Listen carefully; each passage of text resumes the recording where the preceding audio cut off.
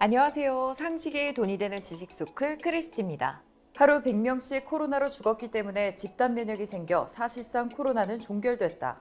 최근 스웨덴 스톡홀름의 대형 병원 응급실에서 근무하고 있는 세바스티안 러시워스라는 의사가 자국에서 큰 폭으로 감소한 코로나19 사망자 수를 근거로 집단 면역이 성공했다며 이제 스웨덴은 코로나 상황이 종결됐다고 주장했습니다.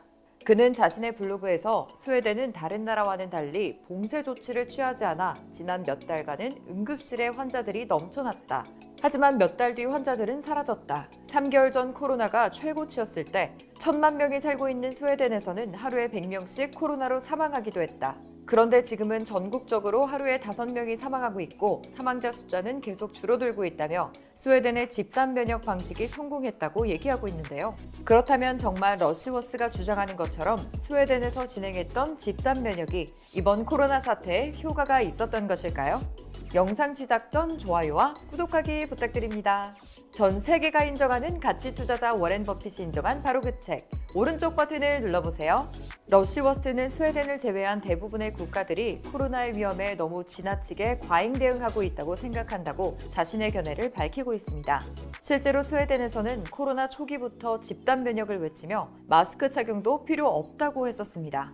심지어 스웨덴 보건당국은 마스크는 방역 대책의 보완일 뿐이라며 마스크 착용 의무화도 반대했었습니다. 하지만 결국 자국민을 대상으로 집단 면역 실험을 한 스웨덴은 150년 만에 최대 사망자를 기록하는 대참사를 낳고 말았죠. 느슨한 사회적 거리두기에 이웃 국가들에 비해 훨씬 높은 사망률을 보이고 있는 것은 물론 특히나 70세 이상의 노인들이 주로 머무는 요양시설을 중심으로 사망자가 속출하면서 고령자 홀대론까지 나오고 있는 상황입니다. 게다가 스웨덴 국민들도 코로나19 의심 증상을 보여도 병원 이송을 거부하는 행동을 보여 방역에 구멍을 뚫어 확진자는 속절없이 늘어났죠. 심지어 스웨덴 공공보건청장마저도 건강한 사람들을 호텔과 같은 통제된 공간에 집단으로 수용해 자발적으로 감염되게 하자는 메일을 북유럽 보건정책 담당자들과 주고받으며 파문을 일으켰습니다. 이렇게 스웨덴의 상황이 악화되자 스테판 레벤 총리는 우리는 가장 취약한 노인들을 보호하는 데 실패했다며 국민들을 희생시키며 이뤄진 집단 면역 실험이 실패했음을 시인했습니다. 이 같은 실험에도 불구하고 수도인 스톡홀름에서 코로나19 항체를 보유한 비율은 전체의 7.3%에 지나지 않았기 때문이죠. 사실 그동안 전 세계 보건단체들은 항체 보유율이 60% 이상까지 이르러야 집단 면역이 효과가 있다고 수차례 설명했었습니다. 하지만 이제껏 항체 보유율이 60%에 도달하는 국가는 어디에도 없었죠. 더군다나 이번 팬데믹은 항체 지속률이 극히 낮은 것으로 드러났기 때문에 스웨덴에서 집단 면역을 계속 밀고 나가더라도 실패할 확률이 높다는 겁니다. 세계보건기구에서도 집단 면역을 목표로 삼는 것은 어떤 면에서 질병을 통제하지 않겠다는 의미라며 사실상 사람들을 죽도록 내버려 두는 것이라고 강력하게 비판했습니다. 그런데 최근에도 여전히 집단 면역이 효과가 있다며 스웨덴보다 자신들이 훨씬 강력하게 집단 면역을 성공시켰다고 주장하는 나라가 있는데요. 그 나라는 바로 현재 누적 확진자 7만 명을 넘긴 일본입니다. 8월 23일 교토대학병원 카미코보 야스히코 교수는 일본 방송 프로그램에 출연해 일본은 이미 집단 면역을 거의 완성했기 때문에 사회적 거리두기는 필요 없다고 주장했습니다. 그러면서 거의 100%에 달하는 국민이 항체를 갖고 있기 때문에 마스크뿐만 아니라 사회적 거리두기도 하지 않아도 좋다고까지 말했죠. 야스히코 교수뿐만 아니라 일본의 전문가들 중 꽤 많은 전문가들은 일본의 집단 면역을 주장하고 있는데요. 하지만 이와 반대로 집단 면역을 주장하는 것은 무식하고 창피한 것이라며 일본은 지금이라도 정신을 차려야 한다고 경고하는 전문가들도 있습니다. 일본 면역학 최고 권위자인 오사카대 면역학 프론티어 센터의 미야사카 마사유키 교수는 아사히 신문과의 인터뷰에서 일본에서 집단 면역은 영원히 불가능하다고 단언했습니다. 마사유키 교수는 이번 전염병은 항체가 면역기구에서 큰 역할을 못하고 심지어 회복된 사람의 3분의 1 정도는 항체가 없었다는 연구 결과도 있다고 설명했습니다. 무엇보다 항체가 곧 신체의 저항력, 면역이란 생각은 20년 전에나 했던 옛날 생각이라며 지금 국민들이 항체를 가지고 있기 때문에 집단 면역에 성공했다고 믿는 것은 정말 어리석은 짓이라고 지적했습니다. 그런데 미국에서마저 이 어리석은 짓을 따라할 수 있다는 우려가 커지고 있습니다.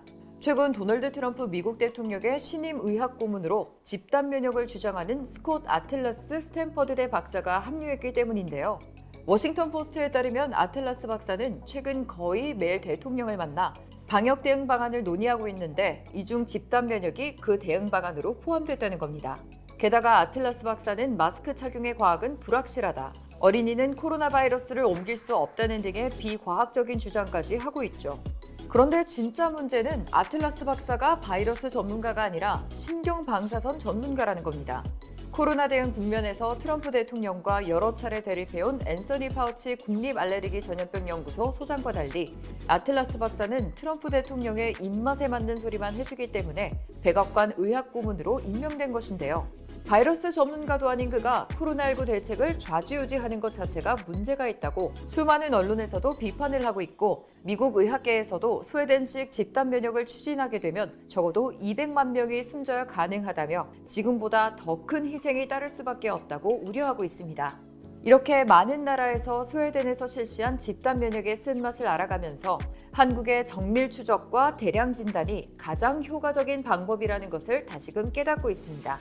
한국은 이미 오래전부터 집단 면역을 통한 코로나 극복이 불가능하다는 점을 알고 있었기에 사회적 거리 두기와 마스크 착용, 개인위생 준수 등 생활 방역을 철저히 했는데요.